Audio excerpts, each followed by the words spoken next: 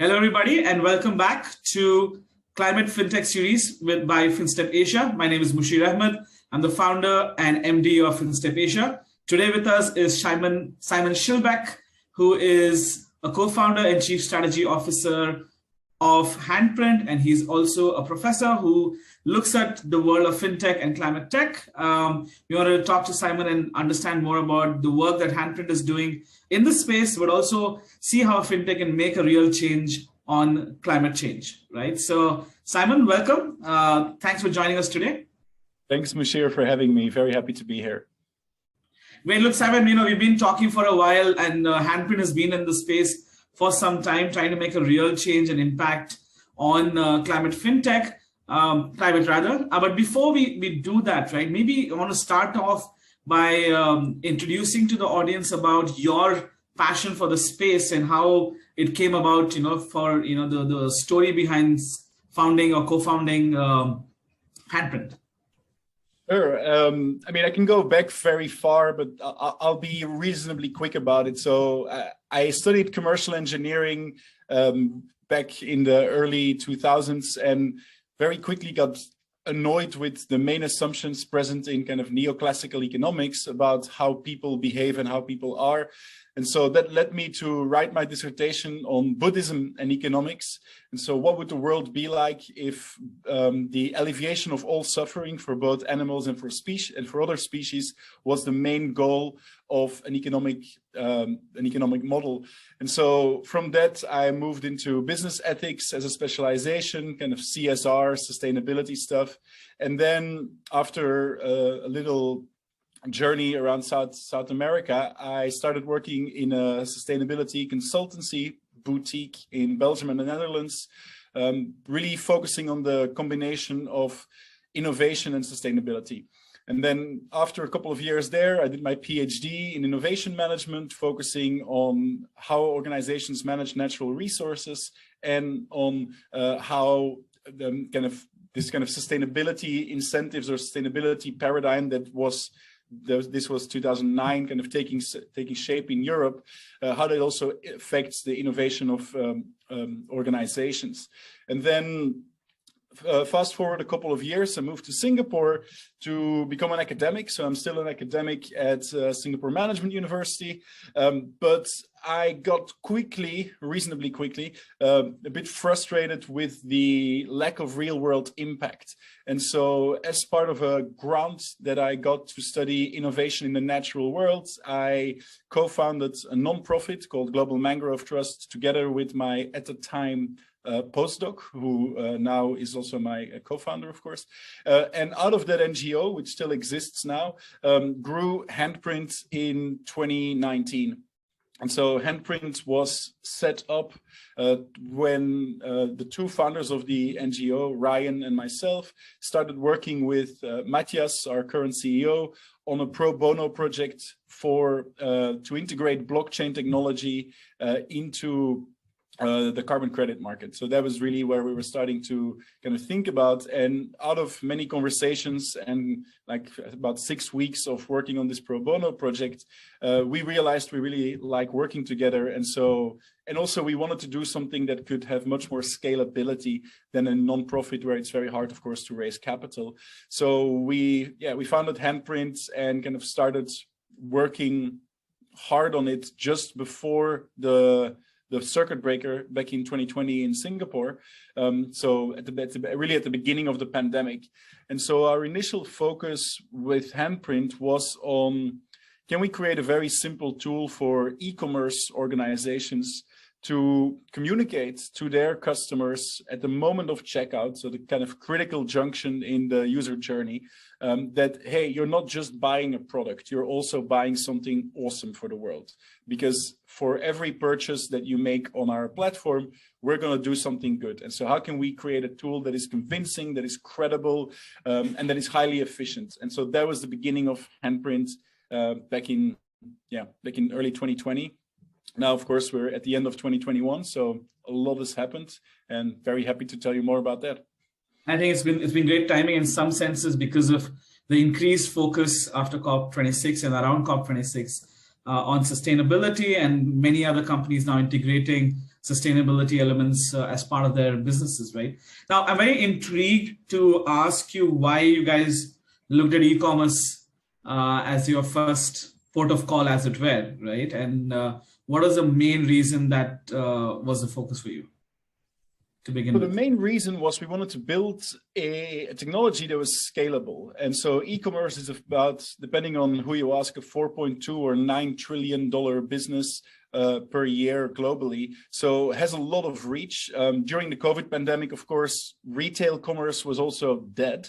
And so e-commerce was the main way in which companies interacted with customers. And we believed and still believe that a key reason why organizations are interested in engaging with Handprint or engaging with kind of sustainability, and we kind of typically talk more about regeneration, is because it appeals to customers, right? So a lot of recent research has been done in this space, and the findings are actually very homogeneous across countries. So we look at this in China, you see this in the US, you see it in Europe. What you find is that consumers are increasingly demanding that companies don't just do less bad for the world, but actively involve themselves in doing something good for the world. And so because consumers are demanding this and kind of increasingly voting with their wallets, companies that are in a B2C space that have a direct touch point with the customer need to do something for this. And so for us, it was a really logical step to go there. But we very quickly and interestingly learned as we went about our kind of emerging business, just the three founders kind of hacking away, that we got a lot of questions from companies that were completely outside of our original purview. And so our scope kind of quickly broadened to different use cases, which we are now developing with a variety of partners.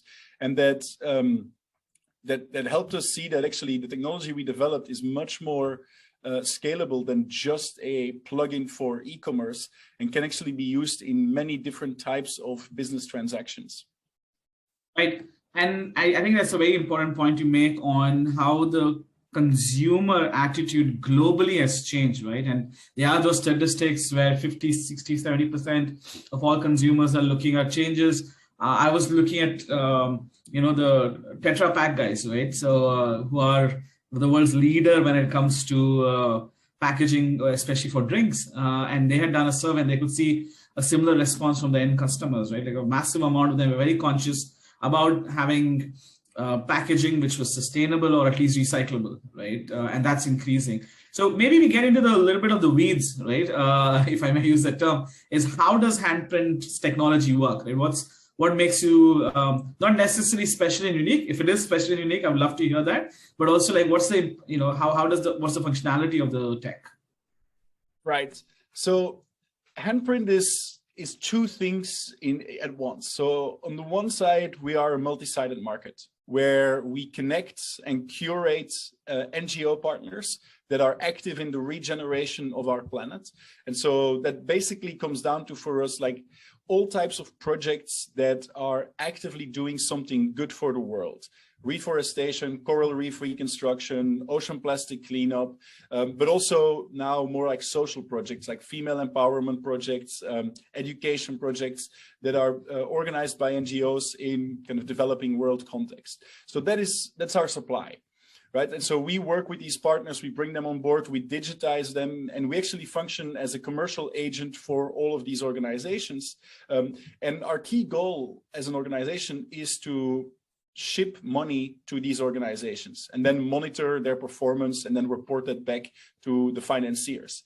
So on the other side of the multi-sided market, we have the companies and potentially in the future also end consumers directly that want to do something good for the world.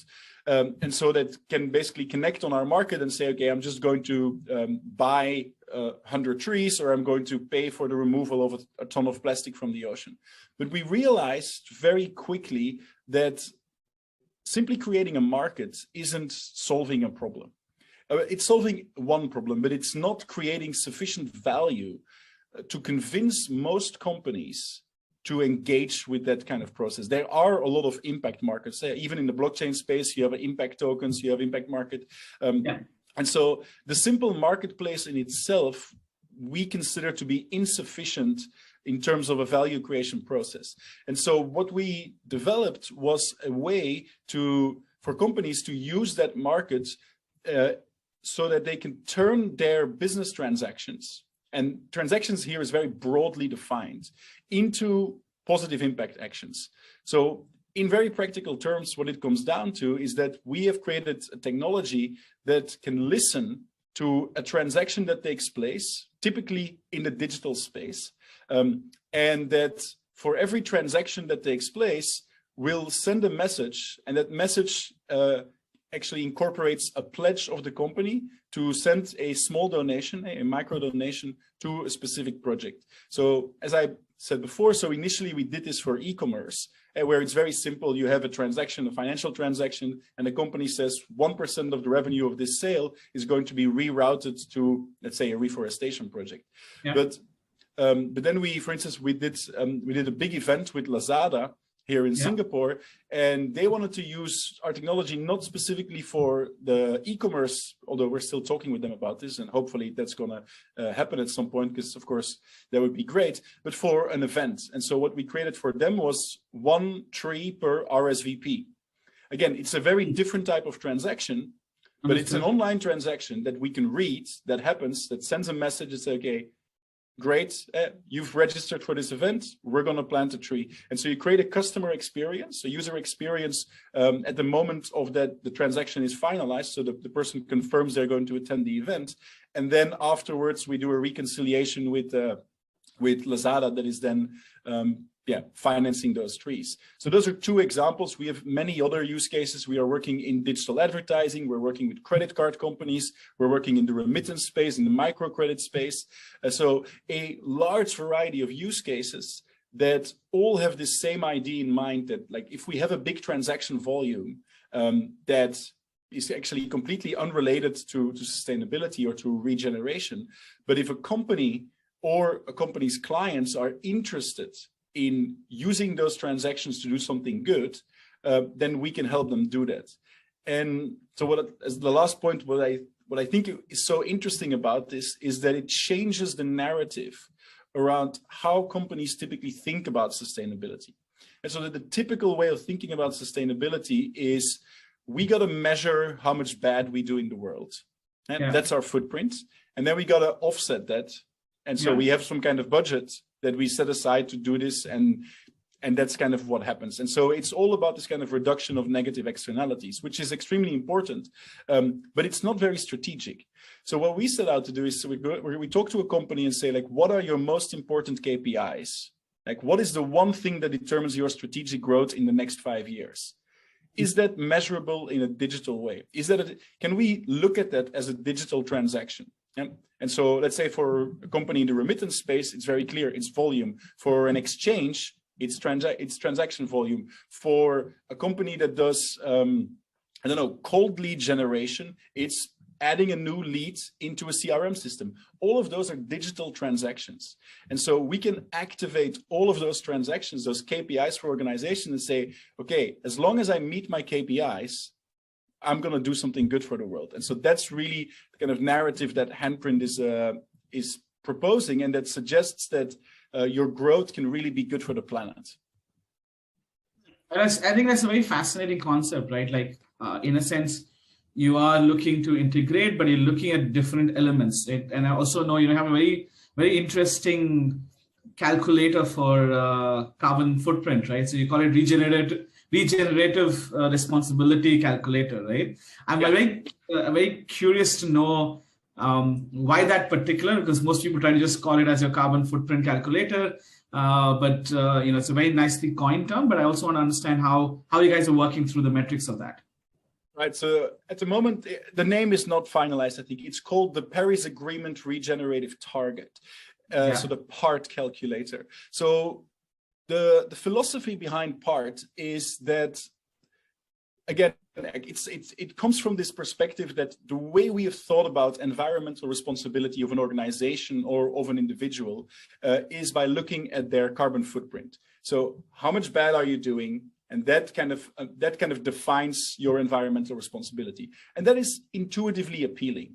But there are fundamental problems with this approach. The biggest problem in fintech, that's especially is very relevant, but also in a lot of other businesses, is that if you don't work in a company that makes things, mines things, or moves things, which means you don't work in manufacturing, you don't work in production, you don't work in kind of transportation, then that reduction of a negative externality, reduction of your negative impact, your footprint, is extremely hard for you to do as a company. What that means is that 75 to 80% of people working in the US, in Europe, in Hong Kong, in Singapore, that don't work for those kind of organizations, that work in services, that work in banking, that work in insurance, that work in fintech, that work in PR, marketing, I mean, name it, like the vast majority of us that work in an industry that isn't directly making, moving, or mining something, isn't able to do anything meaningful in the sustainability space. Because the best we can do as a service organization or as a digital company or as a fintech is, okay, we're going to buy green electricity. And that's kind of how we reduce our, and so that's not very interesting. And so if you're a hedge fund and you're having 10 people that are all working right now, working from home, so your environmental footprint is extremely small, right? You basically consume a little bit of electricity, that's very little. But in reality, the footprint that your company enables your employees to have is massive. Because if you work for a hedge fund, typically you make a lot of money.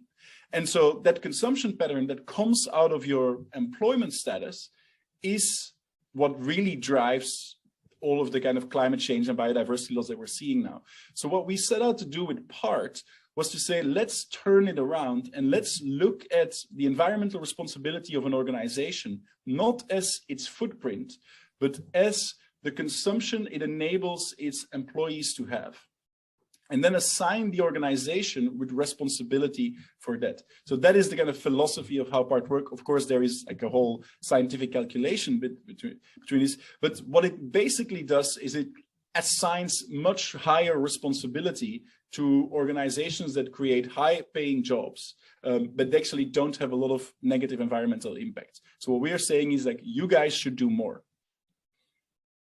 Right, and how can fintech companies, you spoke about e-commerce, you spoke about remittance, but there's a whole host of others, but how can the fintech companies actually make a climate change beyond, offsetting the carbon footprint? What are the other things that you feel that could be touched upon by fintech companies? Like where can they bring in incremental change, or if not incremental, at least significant changes for other companies or organizations to make a change as a broader industry theme, right? I know what Handprint is doing, and that's precisely what we need, but what other things do you see as interesting in the space currently? I mean, I think for fintech, obviously, in the kind of broader sustainability agenda, financial inclusion is a big theme. So I think this is something that a lot of companies are looking at that's highly relevant. More focused on climate, there is a lot of work in the kind of verification of impact. I think there's a lot of fintech companies that are kind of broadly aligned with those objectives, measurement of ESG, green bonds, all of those kind of things. I think there's a lot of interesting kind of companies in Singapore, in Hong Kong, that are working in this space. My main interest is always in terms of like, yes, you're creating a business. Yes, even if your business is focused on, let's say, ESG metrics, that's awesome. But does that mean you're doing something good in the world? And so I think every business increasingly has the responsibility, either a moral responsibility, or it's going to be an investor driven or consumer driven demand or responsibility to say like, okay, we have a strategy for how we are going to connect our long-term growth to doing something good in the world, right? And what that exactly means, I think, for a fintech company has to be kind of linked to what their business case is. Like if you're building a fintech and you're, I don't know, like you're any kind of blockchain company, then of course you have to think about okay, what proof of work, proof of stake, how do we validate, like what is the energy footprint of this? Is there something we can do in terms of reducing that impact? If you're building kind of permission blockchain systems, that may be less important, but then what your role is very often in that space is you are an intermediary or a decentralized intermediary that enables others to connect and use your platform. And so adding a layer of, like an optional layer, like of regeneration on that platform is not only a potential competitive advantage, but also kind of stipulates that you as an organization stand for something.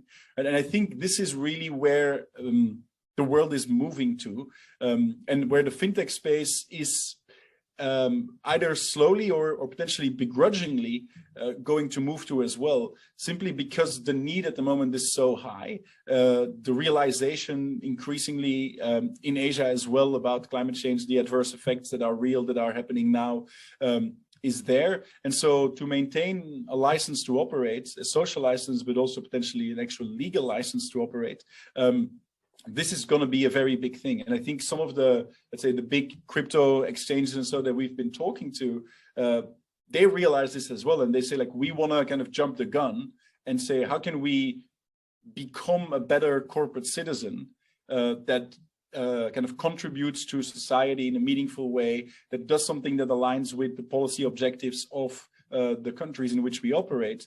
And yeah, regeneration, kind of social education projects, all of those different ones could have a significant role to play in that regard.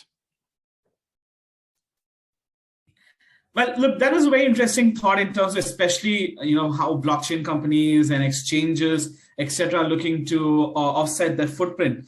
Now, moving ahead, what are if you had to pick 3 trends for fintech's influence in climate change, in 2022, what would be the top 3 most urgent or pressing needs that fintech can address? The 3 most urgent ones. So on the ones, let's think, okay, one, I would say impact credibility, right? How do we solve the problem of double spending, which blockchain solves, for the double selling problem in impact, right? So in the impact space in general, a key question is, like, if you buy a kilo of plastic that some NGO in another part of the world is removing from the ocean, how do you know that NGO is not double or triple or quadruple selling that, right? You're entirely relying on trust. And so developing systems that enable us to create more verification instead of trust is, I think, an incredibly important thing to do. It's something that we are working on. Like Hedera Hashgraph is building something like this. There's other fintechs and blockchain companies that are working in this space. And I think that kind of coincides almost with our in the mainstream banking space, where we look at green bonds and like all of that, the data reporting that has been done and putting those data on the blockchain. I think that is one thing that's really important. The second thing I would say is real-time feedback.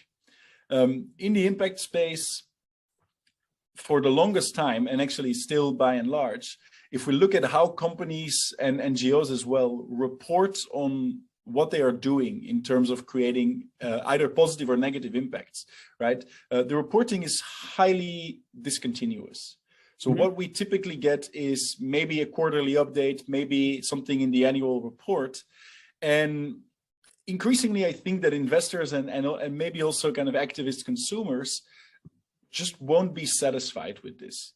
So that creates an opportunity to create tools for visualization, for like credible reporting that just engage the audience in a very different way.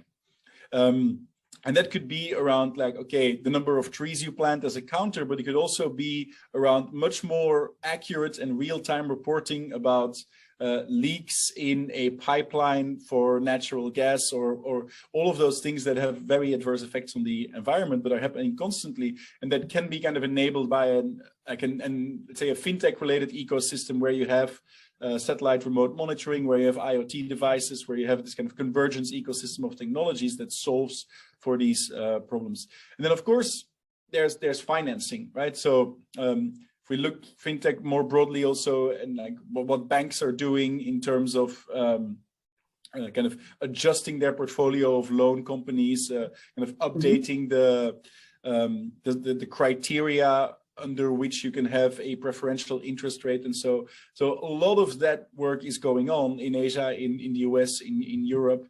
And I think fintech companies can play a role in facilitating this, right? So how can we help organizations make better decisions about what to do and what not to do in, like, it can be in financing, because I think that's really where the biggest impacts can be had. But the same thing in terms of like insurance. How do you insure against types of climate risk?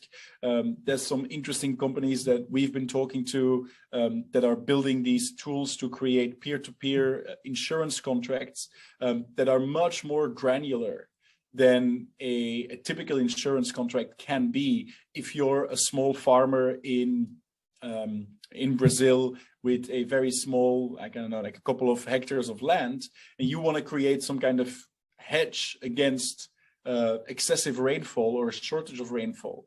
Like, you don't have a capability to do that in the existing market, because the way the insurance system works is just not tailored to these kind of small needs, but these needs are very real. And if you don't have that hedge capability, then as a small-scale farmer that is completely exposed to the elements, you lose your livelihood, and typically you don't have the financial ability to bounce back from that if this happens once in your life. And with climate change, the likelihood that it's going to happen once in your life, or maybe even every 2 or 5 years, is very high. So building those tools, that kind of parametric insurance or non-parametric insurance, but at a peer-to-peer level, where individuals are willing to take a very small part of that risk in exchange for some kind of premium, is very interesting. I think there is a lot of innovation in that space as well. Yeah, those are 3 ideas. Perfect. Look, it's been a great pleasure talking to you about this. It's been a lot of learning in terms of what's happening. I do believe looking at each of our handprint, not just the footprint, is going to be essential going forward. And fintech can play a massive role in changing climate tech, not just because payments and everything else is going to be inherently everywhere, right? And that's going to be a big role. And if you can inculcate and support the sustainability practices that individuals and companies want to follow, it's about enablement in the end. So Simon, again, pleasure speaking to you. Yeah, go on, please. Yeah, you have final words? I just may, because you just gave me that idea, something that I forgot to mention. I think it's so important. Like, if we're talking fintech now, it's almost impossible not to talk about NFTs, right? And what that represents, that kind of shift towards digital assets. And what's interesting is that, so we see this now in a variety of contexts, right? That recently Adidas announced they were going to do NFTs with like partners. They're doing it also to kind of do market testing. But so I think there is an incredible opportunity to use NFTs also for the creation of positive good. So one of the companies that I've been in touch with in Barcelona, they're called Nozima, and they've just done they're doing this. They've done a token sale, and they basically created an NFT platform for recycled plastic. And I think for what we are going to do in the future as Handprint, we're also going to look at this like, okay, people increasingly care about digital authenticity, right? So they want to have something that's digitally theirs, that they can prove digitally. That's what the NFT market is about.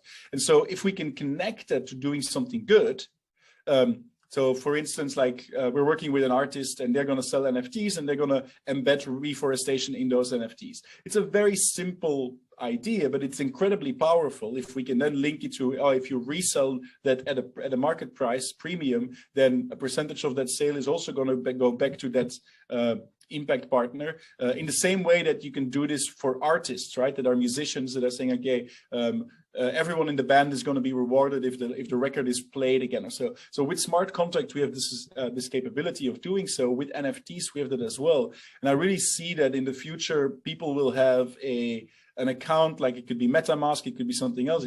Hopefully it could be Handprint, where they'll store not only their kind of I don't know, digital sneakers and digital sharks and so, but they'll also have like, okay, and here's my digital proof that I have 100 trees and 70 kilos of plastic, and that I went volunteering there, and and so that this becomes much more of a social currency. They say like, I've done a lot of good in the world, and that's going to influence your job prospects in the same way that students now have like, I don't know, they get experience, and so that influences their job prospects. They're gonna be questions from companies that care more and more about this, saying like, okay, what have you done for the world? What's your handprint?